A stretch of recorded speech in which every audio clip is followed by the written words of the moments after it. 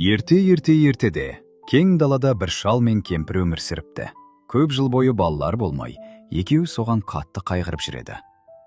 Бір күні кемпір қазанның түбінде қалған төс етін жеп қояды.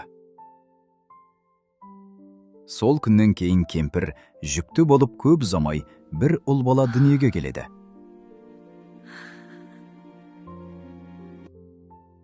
Баланың атын Ертөстік деп қояды. Ертөстік ерекше болып өседі, тез ер жетеді, батыр, ақылды, қайсар болады. Атқа мінуді, садақ атуды, күресуді, аң аулауды үйренеді.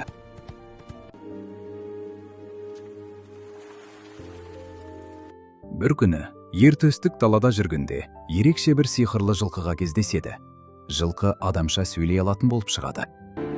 Ертөстік, мен саған серік боламын. Қайда барсаң да сені қорғаймын. Содан бастап Ертөстік пен сиқырлы жылқы ажырамас дос болады. Ертөстік ағаларын іздеуге жолға шығады. Сиқырлы жылқысына мініп, алыс сапарға аттанады. Жолда ол ерекше достармен танысады. Желаяқ желден де жылдам. Таусоғар тауды көтеретін. Көл таусар, суды ішіп қоятын. Олар бірігіп бір-біріне көмектесіп жол жүреді. Бір күн олар үлкен бәйтерекке келеді. Ағаштың басында самұрық, құстың ұясы болады. Ұяда балапандар бар екен.